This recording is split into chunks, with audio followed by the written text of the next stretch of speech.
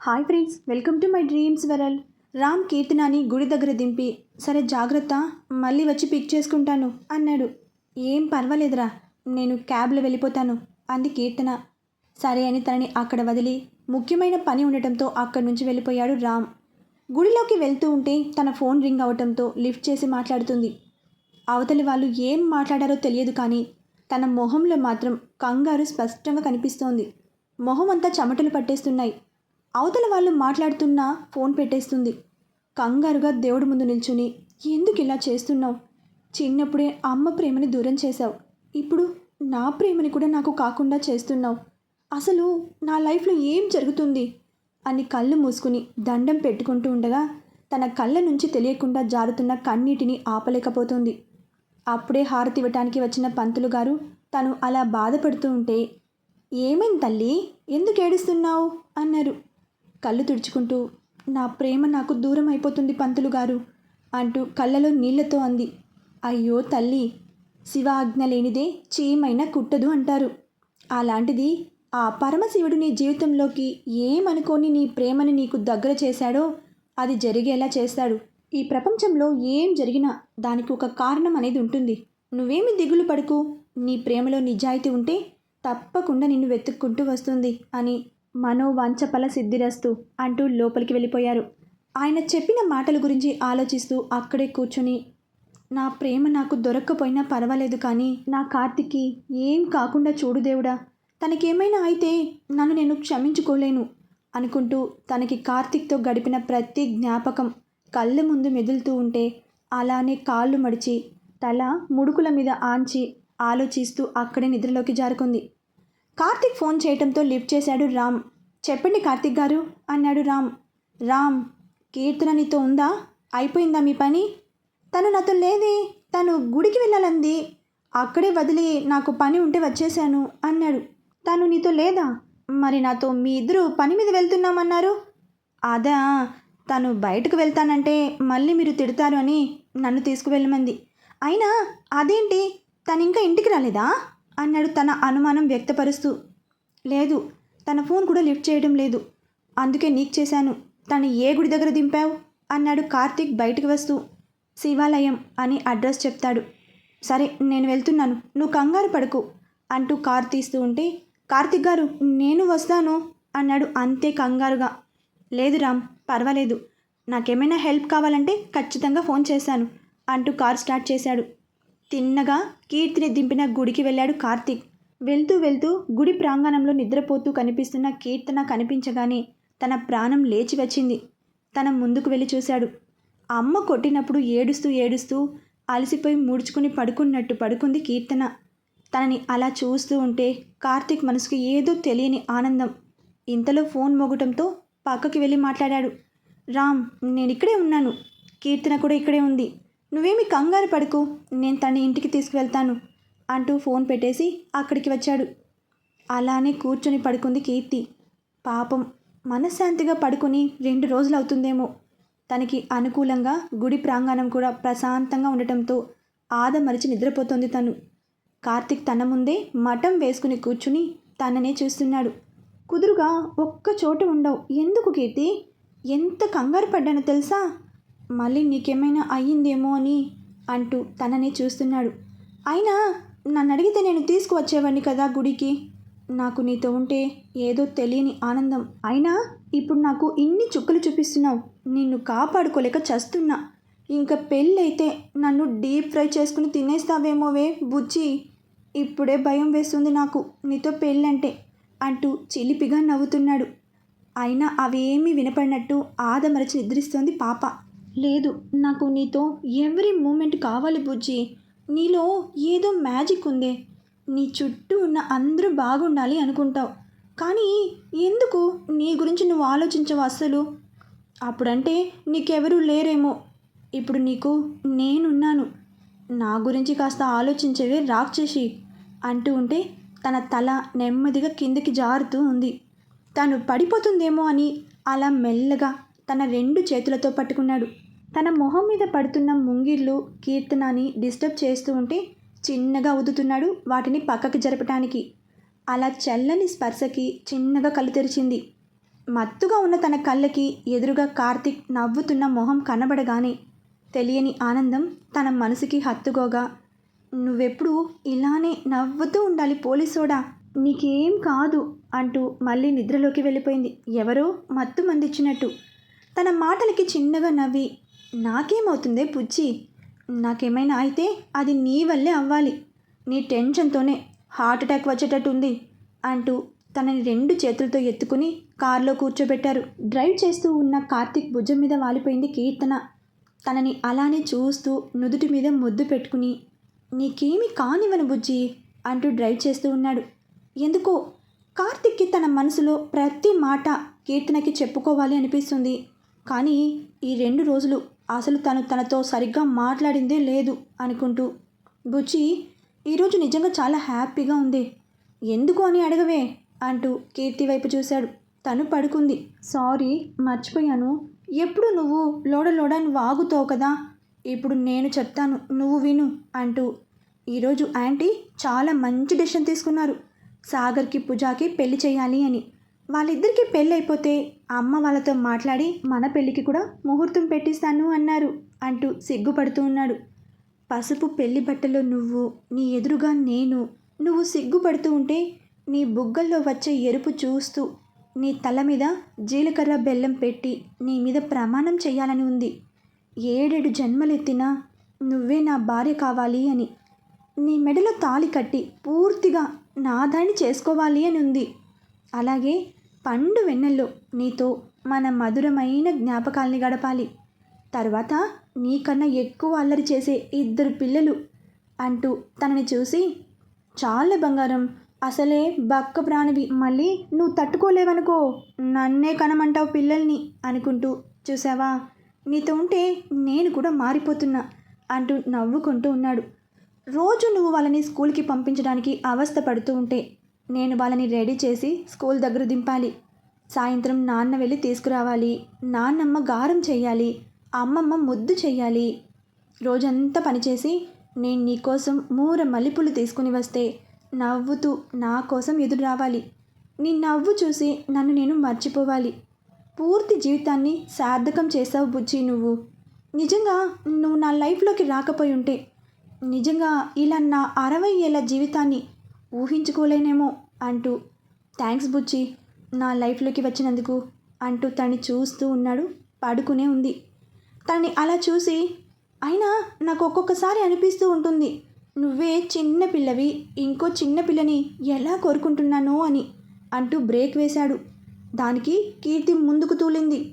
తనని వెనక్కి పడుకోబెట్టి చున్ని సరిచేస్తూ ఉండగా మెలకు వచ్చిన కీర్తన ఎదురుగా కార్తీక్ని చూసి గట్టిగా అరిచింది. ఆ అంటూ గట్టిగా అరుస్తున్న కీర్తన అరుపుకి కొంచెం తడబడి తన చేతితో నోరు మూసి, ఎందుకే అరుస్తున్నావు, ఏదో కొంపులు మునిగిపోయినట్టు అంటూ కోప్పడ్డాడు కార్తీక్. అంటూ గుంజుకుంటోంది. ఏంటి నీ గోల అన్న మాటకి కళ్ళతో తన నోరు చూపించింది. ఓ సారీ అంటూ చేయి తీసి కోపంగా చూశాడు. తన చున్ని సరిచేసుకుంటూ నువ్వేంటి ఇక్కడ అంటూ తడబడింది. అది అంటూ ఏదో చెప్పబోతూ ఉంటే, అయినా నేను ఇక్కడ ఉన్నానేంటి, ఎవరు తీసుకొచ్చారు, నువ్వు నన్ను ఏం చేయలేదు కదా అంటూ భయపడింది. ఏం మాట్లాడుతుంది ఇది అనుకుంటూ ఏదో తట్టినవాడే, ఓ ఈ బుచ్చిది నేనేదో చేయబోయాను అనుకుంటుందేమో, సరేలే ఇలాంటి ఛాన్స్ అయితే నాకు మళ్ళీ వస్తుంది అని నేను అనుకోవటం లేదు, కాసేపు ఏడిపిద్దాం అంటూ, అదేంటి బుచ్చి నువ్వు గుడికి వెళ్ళావని రామ్ చెప్పాడు, నీకోసమే వస్తే నువ్వేమో మంచి నిద్రలో ఉన్నావు, పోనీలే కదా అని డిస్టర్బ్ చేయడం ఎందుకు అని నిన్ను తీసుకువస్తే నువ్వేమో అంటూ చిన్నగా నవ్వుతూ సిగ్గుపడుతూ ఉంటే, వీడేంటి ఇంత సిగ్గుపడుతున్నాడు, కొంపదీసి ఏమైనా జరిగిందా అనుకుంటూ, హా నేను చెప్పు కార్తీక్ అంది వణుకుతున్న గొంతుతో. మరి నువ్వేమో నన్ను నన్ను అంటూ సిగ్గుపడుతున్న కార్తీక్ని చూసి, నీ సిగ్గు తగలయ్యా, చెప్పరా మహానుభావా అంది కీర్తన. ఎందుకు అంత కోపం, నేనేదో నీ పర్మిషన్ లేకుండా చేసినట్టు, నువ్వే కదా నాకు ఊపిరాడకుండా చేసింది అన్నాడు కార్తీక్. ఏంటి నేను నిన్ను అంటూ ఆగిపోయింది భయంతో. ఎందుకు అలా ఫీల్ అవుతున్నావు, ఇదేదో కొత్త అయినట్టు, ఎప్పుడు జరిగేదే కదా అన్నాడు తనకి దగ్గరగా జరుగుతూ. ఏంట్రా దగ్గరికి వస్తున్నావు, దూరం జరుగు అంటూ వేలు చూపిస్తూ ఉంది. అంత లేదు బంగారం, అంతా అయిపోయిన తర్వాత ఇంకెందుకు ఈ దూరం అన్నాడు కార్తీక్. ఆ మాటకి కళ్ళు పెద్దవి చేసి, మరి ఏంటి అంతా అయిపోయిందా అంది షాక్లోనే. మరి అదే కదా నేను చెప్పాను, అయినా నేనేం చేయలేదు, నువ్వే మీదకి వచ్చావు. అప్పటికి చెప్తూనే ఉన్నాను తప్పు బంగారం అని, కానీ నువ్వే మనమిద్దరం ఒకటే కదా అని అంటూ తన వైపు చూస్తూ ఉన్నాడు. రా రా అంటే వచ్చేయటమేనా, మంచోడు అనుకున్నానురా నిన్ను, పోరా అంటూ ఏడుస్తూ కారు దిగింది. తనలో తనే నవ్వుకుంటూ తన వెంట దిగాడు కార్తీక్. హే కీర్తి ఆగు అంటున్నా తన చేయి పట్టుకుని, ఇప్పుడు ఏమైంది, నేనే కదా అన్నాడు. నువ్వైతే ఏంట్రా, తప్పు తప్పే అంటూ తన స్టైల్లో ఏడుపు స్టార్ట్ చేసి, నా జీవితం నాశనం చేసావు కదరా, ఉండు రేపు నీ మీద లైవ్ టెలికాస్ట్ పెట్టేస్తాను అంది. ఓసేయ్ అలా చేస్తే నీ పరువే పోతుందే అన్నాడు. అవును కదా అనుకుంటూ, అయినా నాకు న్యాయం జరగాలి అంటూ కార్తీక్ వైపు అనుమానంగా చూస్తూ, అరే పోలీసోడా నిజం చెప్పు, నిజంగా అంతా అయిపోయిందా, ఇంత జరుగుతున్నా నాకు మెలకు రాలేదంటే ఏదో అయింది, నాకు నిజం చెప్పు అంటూ కాలర్ పట్టుకుంది. తనలో తనే నవ్వుతున్న కార్తీక్ని చూస్తే కోపం ఇంకా ఎక్కువైపోతుంది కీర్తనకి. అరే నిజం చెప్పరా అంది. తన చేతులు విడిపించుకుని గట్టిగా నవ్వుతున్నాడు కార్తీక్. తనని అలానే అయోమయంగా చూసి, నేను ఇంత సీరియస్గా మాట్లాడుతుంటే నవ్వుతున్నాడు అనుకుంది మనసులో. ఒసై బుజ్జి మొహందానా, నేను ఎలా కనిపిస్తున్నానే నీకు, నీ అంగీకారం లేకుండా నీ చిటికిన వేలు కూడా తాకను, అలాంటిది ఎలా చేస్తాననుకున్నావు, నిజంగా పిచ్చిదానివేవే నువ్వు, రేపు నా పరిస్థితి ఆలోచిస్తే భయం వేస్తోంది అంటూ నవ్వుతూ తన వైపు చూసిన కార్తీక్కి కళ్ళలో నీళ్లతో తననే చూస్తూ కనిపించింది కీర్తన. హే బుజ్జి ఎందుకు ఏడుస్తున్నావు అంటూ తన చెంపలు పట్టుకుని తన కన్నీళ్లు తుడిచాడు. తన చేతులు విడిపించుకుని అక్కడి నుంచి వెళ్ళిపోయింది కీర్తన తన ఇంట్లోకి. ఏమైంది, అయ్యో నేను చాలా ఎక్కువ ఏడిపించాను అనుకుంటా అంటూ తను వెళ్తున్న వైపే చూస్తూ ఉండిపోయాడు కార్తీక్. మరుసటి రోజు గుర్రు పెట్టి నిద్రపోతున్న రామ్ ఫోన్ మోగుతూ ఉండగా హలో అన్నాడు మత్తులో. అవతల వాళ్ళు చెప్పింది విని, ఎందుకు, ఎప్పుడు, ఎలా అన్నాడు. మళ్ళీ అవతలి వాళ్ళు చెప్పింది విని, సరే నేను మాట్లాడతాను అన్నాడు. వాళ్ళు ఫోన్ పెట్టేసిన తర్వాత, అమ్మయ్య అర్జెంటుగా ఈ విషయం గురించి మాట్లాడకపోతే నన్ను పైలోకానికి పంపించేస్తారేమో అనుకుని రెడీ అవటానికి పరిగెత్తాడు. ఏంట్రా అంత దీర్ఘంగా ఫోన్తో కుస్తీ పడుతున్నావు అన్నాడు సాగర్ తన ముందు కూర్చుంటూ. ఏం లేదు బాబు, నీకు ఎంచక్కగా పెళ్ళి కూడా ఫిక్స్ చేస్తుంది ఆంటీ, నా పరిస్థితి మరీ దారుణంగా ఉంది అన్నాడు మళ్ళీ ఫోన్ చేస్తూ. ఏ మా రాక్షసు చెల్లి బాగానే చూసుకుంటుంది కదా నిన్ను, ఇంకేం కావాలి, నీకు కావాలంటే ఆంటీతో నేను మాట్లాడతాను, పెళ్లి చేసుకోండి అని నవ్వాడు. చాలా థ్యాంక్స్, పెళ్ళి తర్వాత ముందు మా పిచ్చిది ఫోన్ లిఫ్ట్ చేయాలి కదా అన్నాడు. ఏ ఎందుకు లిఫ్ట్ చేయడం లేదు, ఏమైనా గొడవ పడ్డారా ఏంటి అన్నాడు సాగర్. గొడవ ఏం లేదు, కానీ రాత్రి కొంచెం ఓవర్గా ఏడిపించాను అంతే. ఏం చేశావు అన్న సాగర్ మాటలకి రాత్రి తను చేసింది మొత్తం చెప్పాడు. నా నాయనే, మా చెల్లి కాబట్టి ఊరుకుంది, అదే ఇంకో అమ్మాయి అయితే నీ మీద కేసు పెట్టేది, అప్పుడు మా చెల్లి వేసేది బ్రేకింగ్ న్యూస్. ప్రజలను కాపాడాల్సిన పోలీసులే ప్రజలని భయపెడుతూ ఉంటే వాళ్ళు న్యాయం కోసం ఎక్కడికి వెళ్ళాలి అని చెప్తుంది అన్నాడు సాగర్.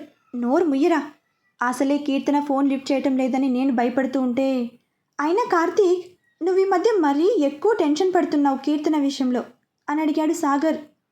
ఏమో, మొన్న జరిగిన దానికి నేను రిస్క్ తీసుకోలేను, అది ఒక పూట కనిపించకపోతేనే ఊపిరి ఆగిపోతుంది అనేలా ఫీల్ అయ్యాను, ఇంకా నిజంగా ఏమైనా అయితే వద్దురా అంటూ కంటిన్యూగా కీర్తనకి ఫోన్ చేస్తున్నాడు. అయినా ఎంతకీ లిఫ్ట్ చేయటం లేదు కీర్తన. విసుగ్గా ఉన్న కార్తీక్ని చూసి, ఉండు నేను పూజని అడిగి కనుక్కోమంటాను అంటూ ఫోన్ చేశాడు. పూజ చెప్పింది విని, వాట్, అలా ఎలా వెళ్ళింది చెప్పాలి కదా అన్నాడు. సరే బాయ్ అని కార్తీక్ మొహం చూశాడు. సాగర్ ఏం చెప్తాడా అని ఆతృతగా ఎదురు చూస్తూ ఉన్నాడు. ఏమైందిరా, కీర్తన ఎక్కడికి వెళ్ళింది అని అడిగాడు కార్తీక్. తను నీకు నిజంగా ఏమీ చెప్పలేదా అని అడిగాడు సాగర్. లేదు అన్నట్టు తల అడ్డంగా ఊపాడు. తను కేరళ వెళ్ళిందంటరా అన్నాడు. వాట్ అని ఆశ్చర్యంగా అన్నాడు కార్తీక్. వాట్, కేరళ వెళ్ళిందా? ఎందుకు అన్నాడు గట్టిగా సాగర్ చెప్పింది విని. ఆ మాటకి అదిరిపడ్డాడు పోలీసోడు. ఏమోరా, నాకేం తెలుసు, పూజ అని అడిగితే అదే చెప్పింది అంతే అంటుండగా అక్కడి నుంచి స్పీడ్గా బయటకు వెళ్ళిపోయాడు కార్తీక్. తన వెంటే సాగర్ కూడా. తిన్నగా జిలేబీ ఆఫీస్ ముందు ఆగిన పోలీసోడి జీప్ చూసి ఒక్క నిమిషం గుండాగినంత పనైంది వాచ్మెన్కి. వెంటనే టెలికాంలో చీఫ్ అయోమయానికి ఫోన్ చేసి చెప్పాడు. కార్తీక్ లోపలికి అడుగు పెట్టే లోపే తన ముందు ప్రత్యక్షమయ్యాడు చీఫ్ అయోమయం. ఏమైంది సార్, ఇలా వచ్చారు అడిగాడు అయోమయంగా కోపంగా ఉన్న కార్తీక్ మొహం చూసి. ఇక్కడ రిపోర్టర్ కీర్తన అంటూ ఉండగా, తనెందుకు సార్, తనేమైనా చేసిందా? తను మా ఛానల్లో సీనియర్ రిపోర్టర్. మీకేమైనా తన నుంచి ఇన్ఫర్మేషన్ కావాలంటే అఫీషియల్గా లీగల్గా రావాలి, ఇలా దౌర్జన్యంగా కాదు అంటూ ఉండగా కార్తీక్ చూసిన చూపుకే నోట మాట మధ్యలో ఆగిపోయింది తనది. ఎక్కడా అడిగాడు. మళ్ళీ అదే ప్రశ్న, కానీ ఈసారి సూటిగా అయోమయం మొహంలోకి చూస్తూ. అసలే బక్క ప్రాణి ఆయే, ఆ అమాయకుడు సరికదా, తను అవుట్డోర్ షూటింగ్ కోసం కేరళ వెళ్ళింది అన్నాడు మాటలు కూడబెట్టుకుంటూ. ఎవరిని అడిగి పర్మిషన్ ఇచ్చావు అన్నాడు కార్తీక్ మళ్ళీ. అంటే తనే చెప్పింది వెళ్తాను అని. సరే అన్నాను. ఆ మాటకి కోపంగా తన ముందుకు వస్తున్న కార్తీక్కి రామ్ మాటలు విని వెనక్కి తిరిగాడు. కార్తీక్ సార్ అన్న వైపు చూసేసరికి భయంగా ఎడిటింగ్ రూమ్ బయట ఉన్న పూజ రామ్ని చూశాడు. ఏమనుకున్నారు ఏమో, పరుగు లాంటి నడకతో కార్తీక్ సాగర్ వద్దకు వచ్చి, సార్ ఆయన ఎందుకు వచ్చారో మేము కనుక్కుంటాం, ప్లీజ్ మీరు వెళ్ళండి అని మర్యాదగా పంపింది పూజ. అమ్మ పూజ, జాగ్రత్త, కొంచెం జాగ్రత్తగా డీల్ చేయి తల్లి అంటూ తుర్రుమన్నాడు తన క్యాబిన్లోకి. సార్ ప్లీజ్ నాతో రండి అని ఒక రూమ్లోకి తీసుకువెళ్లారు సాగర్ కార్తీక్ని. కోపంగా ఉన్న కార్తీక్ మొహం చూసి, అసలు ఏమైంది బావా, ఎందుకు ఇక్కడికి వచ్చారు? ఆయన మా చీఫ్ నందుకు హడలు కొడుతున్నారు అడిగాడు రామ్ ఎదురుగా ఉన్న సాగర్తో. కార్తీక్ ఆ రూమ్లో టేబుల్ మీద ఉన్న ఫోటో చూస్తూ ఉండిపోయాడు. కీర్తన ఎక్కడికి వెళ్ళిందో తెలుసుకోవాలి అని వచ్చాడు కార్తీక్. నేనైతే మీకు ఫోన్లో చెప్పాను కదా సాగర్, తను విహారయాత్ర ప్రోగ్రాం కోసం అవుట్డోర్ షూటింగ్కి వెళ్ళింది అని. మీరు చెప్పలేదా అడిగింది పూజ. ఎక్కడా, మహానుభావుడు చెప్పే లోపే కళ్ళలో నిప్పులు కురిపించాడు. అయినా కార్తీక్ గారు ఏమైంది అని ఇంత కోపం మీకు అడిగింది ఏం అర్థం కాక పూజ. ఈ క్యాబిన్ అంటూ ఉండగా, ఇది కీర్తనాదే. కార్తీక్ సార్ ఏమైంది మీకు, ఎందుకు అంత కోపం? మాకైతే చాలా భయం వేసింది మిమ్మల్ని అలా చూసి అంటూ. వెయిట్ అంటే మా పిచ్చిది మీకు ఏం చెప్పలేదా కేరళ వెళ్తున్నట్టు అని అడిగాడు రామ్ తన బ్రుకుటి ముడి పెడుతూ. కీర్తి టేబుల్ మీద ఉన్న కీర్తి ఫోటో, తన వెనుక దొంగ చాటుగా దాచుకున్న కార్తీక్ ఫోటో మీద ఉన్న రౌడీ పోలీసోడు అని ఉన్న దానిని చూస్తూ ఉండిపోయాడు. వెనక సాగర్ మాత్రం లేదు అన్నట్టు తల ఊపుతూ ఉంటే, అనుకున్నా నైటే ఫోన్ చేసి కేరళకి నేను వెళ్తున్నాను చీఫ్కి చెప్పు అన్నప్పుడైనా ఆలోచించాల్సిందే, ఈ తింగర్ది ఏదో చేస్తుంది అని. నిజంగా కార్తీక్ సార్ మీకు చెప్పే ఉంటుంది అనుకున్నా సంజాయిషిగా అన్నాడు రామ్. లేదు, అందులో నీ తప్పే ముందు చెప్పు అంటూ కీర్తి ఫోటో చూస్తూ, నేను ఇప్పుడే కేరళ వెళ్తాను అన్నాడు. వాట్ అన్నారు ముగ్గురు ఒకేసారి. ఇక్కడ మన కీర్తన అటు ఇటు కొబ్బరి చెట్లు, గలగల పారుతున్న నదిలో పడవ అంచున నిల్చుని ఆలోచిస్తూ ఉంది. కీర్తి షాట్ రెడీ అయ్యింది అంటూ పలికాడు అస్వద్. వస్తున్నా అంటూ చేతిలో మైక్ పట్టుకుని, ఇప్పుడు మీరు చూస్తున్నది కేరళలో ఎంతో చూడముచ్చటగా ఉన్న ప్రదేశం అలిప్పి. కేరళ వచ్చిన ప్రతి ఒక్కరూ ఈ పడవ ప్రయాణాన్ని ఆస్వాదించక తప్పదు. ఎందుకంటే ఇది ఒక గొప్ప ప్రయాణం అనే చెప్పాలి. ఇక్కడ మన తెలుగువారి పండుగ అయిన సంక్రాంతి చాలా ప్రత్యేకంగా జరుపుకుంటారు. కత్తిసాము నృత్యం ఇక్కడి ప్రత్యేకత, అలాగే మనసుని ఆకట్టుకునేవి అంటూ ఉండగా తన చుట్టూ ఉన్న ప్లేసెస్ని చూస్తూ షూట్ చేస్తున్నాడు అస్వద్. ఇక్కడ ఉన్న ఇంకొన్ని ప్రత్యేక విషయాల గురించి తెలుసుకోవాలి అనుకుంటే చూస్తూనే ఉండండి మీ విహారయాత్ర అంటూ ముగించింది. షాట్ ఓకే కీర్తన, నువ్వు వెళ్ళి చూస్తూ ఉండు, నేను కొన్ని ప్లేసెస్ని వీడియోస్ తీయాలి అన్నాడు. అస్వద్, నీకు అభ్యంతరం లేకపోతే ఆ షూటింగ్ ఏదో నువ్వే తీసుకోవా, నాకు కొంచెం అలసటగా ఉంది, నేను రూమ్కి వెళ్తాను అంది నీరసంగా. అస్వద్ ఒప్పుకోవడంతో బోట్ దిగి హోటల్ రూమ్ వైపు అడుగులు వేస్తుంది. అలా వెళ్తూ ఉండగా దూరంగా ఇద్దరు ప్రేమికులు చేతిలో చేయి వేసుకుని ముసిముసిగా నవ్వుకుంటూ నడుస్తున్న దృశ్యం చూడగానే తనకే తెలియకుండా తనకి కార్తిక్ గుర్తుకొచ్చాడు. తన అడుగు ఒక్కసారిగా ఆపి ఫోన్ చేద్దాం అనుకుని స్క్రీన్ మీద కార్తిక్ పిక్ చూసి ఏమనుకుందో ఆగిపోయింది. కీర్తి, ఏం చేస్తున్నావు? నీకైనా అర్థమవుతుందా అంటూ నడిచిందో లేదో ఒక చెట్టుకు ఆనుకుని తననే చూస్తున్న మనిషిని చూసి కార్తీక్ అంది. మళ్ళీ తను భ్రమపడుతోందేమో అనుకుని కళ్ళు నిలుపుకుని చూసేసరికి అక్కడ కార్తీక్ లేకపోవడంతో తన భ్రమ అనుకుని అక్కడి నుంచి ముందుకు కదిలింది. కొంచెం ముందుకు కదిలిన కీర్తనకి మళ్ళీ తన ఎదురుగా నవ్వుతూ తననే చూస్తున్న కార్తీక్ కనిపించగానే ఎందుకో తెలియని దిగులు, బాధ తన్నుకొస్తూ ఉంటే పరుగున కార్తీక్ని హత్తుకుంది. అది భ్రమ అయినా కూడా తనకి ఆ ఫీల్ నచ్చింది. 4 రోజులు కార్తీక్కి దూరంగా ఉండలేకపోతుంది. అలాంటిది తనకి దూరంగా ఎలా ఉండగలను అని ఈ 4 రోజులు దూరం తనకి తెలుస్తూ ఉంటే కళ్ళ నుంచి కన్నీరు వరదలా జారుతూ ఉంటే కార్తీక్ టీషర్ట్ పట్టుకుని గువ్వ పిట్టలా ఒదిగిపోయి ఏడుస్తూ ఉంది. తనకి దూరంగా ఉండటం వల్లే తను బాధపడుతుంది అనుకుని తనని మరింత గట్టిగా హత్తుకుని నీకు నేనున్నాను అన్నట్టు భరోసా ఇస్తున్నాడు కార్తీక్. అలా ఏడ్చిన కీర్తన తను ఇంకా అలానే ఉండటంతో ఈ లోకంలోకి వచ్చి ఎదురుగా తనని పట్టుకుని ఉన్న కార్తీక్ని తదేకంగా చూసి నిజంగా కార్తీక్ వచ్చాడా అంటూ తన మొహాన్ని తడిమింది. తన చేతులు అలా కార్తీక్ కళ్ళు ముక్కు పరిశీలిస్తూ ఉంటే తను ఇంకా భ్రమలో ఉందేమో అనుకుని తన నోటితో కీర్తి వేలు కొరికాడు కార్తీక్. అంటూ అరిచి కార్తీక్ నిజంగానే వచ్చాడు అనుకుని తనని ఒక్క ఉదుటన వెనక్కి తోసింది. అంతే, పడవలసిన వాడు కూడా వెనక్కి వాలి నిలదొక్కున్నాడు. ఓసే మెంటల్, నీకు అప్పుడప్పుడు పిచ్చిగాని లేస్తుందా ఏంటి అలా తోసేశావు అని అడిగాడు కార్తీక్. నువ్వేంటి ఇక్కడ అంది. నీ విహారయాత్ర ప్రోగ్రాం చూద్దామని వచ్చాను అని జవాబిచ్చాడు. నిజం చెప్పు, ఎందుకు వచ్చావు, ఎలా వచ్చావు, అయినా నేను ఇక్కడ ఉన్నానని నీకెలా తెలుసు? ప్రశ్నల వర్షం కురిపించింది. నాకు చెప్పకుండా వచ్చేస్తే నాకు తెలీదు అనుకున్నావా? నా ఫోన్ లిఫ్ట్ చేయకపోతే నేను ట్రేస్ చేయలేను అనుకున్నావా అంటూ తనని దగ్గరికి తీసుకుంటూ ఉండగా దూరంగా ఉండు అంది కొంచెం కోపంగా. ముందు నేను అడిగిన దానికి సమాధానం చెప్పు అంది. ఏం చెప్పాలి, నేను నీకోసం రాలేదు, జాలీగా హాలిడే ట్రిప్ కోసం వచ్చాను అన్నాడు ఒళ్ళు విరుస్తూ. అచ్చా, అది నేను నమ్మాలా అంది అతనితో కలిసి అడుగులు వేస్తూ. అది నీ ఇష్టం అన్నాడు రెక్లెస్గా. అతని సమాధానం కీర్తికి నచ్చలేదు. కోపం వస్తూ ఉంటే ఓయ్ పోలీసోడా నిజం చెప్పు అంది గట్టిగా.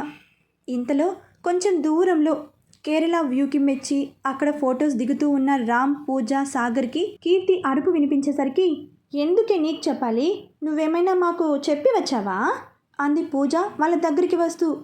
ఓహో, అయితే అందరూ కలిసి వచ్చారన్నమాట అంటూ రామ్ వైపు కోపంగా చూస్తూ నేను చెప్పాను కదరా ఇక్కడికి వెళ్తున్నా అని, అయినా నేను లేకపోతే ఏదో యుద్ధం జరిగిపోయినట్టు అందరూ కట్టుకుని ఇక్కడికి రావాలా అంది ఆవేశంగా. యుద్ధం అంటే మామూలు యుద్ధం కాదు తల్లి, ప్రపంచ యుద్ధం ప్రకటించేలా ఉన్నాడు నీ ప్రేమికుడు అన్నాడు రామ్. అర్థం కానట్టు చూస్తోంది కీర్తన. తన మొహం చూసి జరిగిందంతా చెప్పాడు రామ్. ఆ మాటలకి ఆశ్చర్యంగా చూస్తుంది తన వైపు చేతులు కట్టుకుని తీక్షణంగా చూస్తున్న కార్తీక్ని.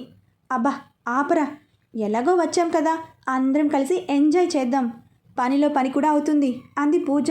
పూజ ఎగ్జైట్మెంట్ చూసి మేడం గారికి చాలా కోరికలే ఉన్నాయే, సరే అయితే ఇప్పుడే నీకు ఇక్కడ నచ్చిన ప్లేస్లు చూసుకో, మన పెళ్ళయ్యాక ఇక్కడికే వద్దాం హనీమూన్కి అన్నాడు చిలిపిగా తన చెవిలో. ఆ మాటలకి మొహంలో సిగ్గు మొగ్గలు వేసింది పూజకి. గుడ్ ఐడియా, ముందైతే మనం రూమ్కి వెళ్దాం, నేనైతే బాగా అలసిపోయాను అన్నాడు రామ్. సరే పదండి అంటూ అందరూ కలిసి హోటల్కి వెళ్ళారు. ఇంకా బాగా అలసిపోవడంతో అందరూ ఫ్రెష్ అయ్యి నిద్రకి ఉపక్రమించారు. కార్తీక్ పడుకున్నాడు అన్న మాటే కానీ తనకి కీర్తి కన్నీళ్ళే గుర్తుకొస్తున్నాయి. తనని చూడగానే ఎందుకు ఏడ్చింది, తనకి దూరంగా ఉన్నానా లేక వేరే ఏదైనా సమస్య అంటూ ఆలోచిస్తూ కీర్తి కిడ్నాప్ అయిన దగ్గర నుంచి నాతో సరిగ్గా మాట్లాడటం లేదు, పోనీ నేను దగ్గరికి వెళ్ళినా భయంతో పారిపోతుంది, అసలు ఏమైంది అంటూ ఆలోచిస్తూ ఉండిపోయాడు. ఇక్కడ మన కీర్తి, నీకు దూరంగా ఉండాలి అనుకున్నా కార్తీక్, అక్కడ ఉంటే ఎప్పుడు నా ఎదురుగానే ఉంటావు, అందుకే నీకు చెప్పకుండా ఇక్కడికి వచ్చాను. అయినా నీ జ్ఞాపకాలు నన్ను ఇప్పటికీ వెంటాడుతూనే ఉన్నాయి. అందుకే నిన్ను చూడగానే నీకు దూరంగా ఉండలేకపోయాను. కానీ నేను నీకు దగ్గర అయిన కొద్దీ నీకు ప్రమాదమే. అలానే నీకు దూరంగా ఉండలేకపోతున్నా అంటూ తనలో తను ఏడుస్తూ ఆలోచిస్తూ ఎప్పటికో నిద్రలోకి జారుకుంది కీర్తన. ఇంతకీ కీర్తన ఎందుకు అంతలా బాధపడుతుందో తెలియాలంటే చూస్తూనే ఉండండి. ఏసీపీ కార్తిక్తో రిపోర్టర్ కీర్తన చేసే అల్లరి తరువాతి అప్డేట్లో. బాయ్ ఫ్రెండ్స్, మరొక భాగంతో కలుసుకుందాం.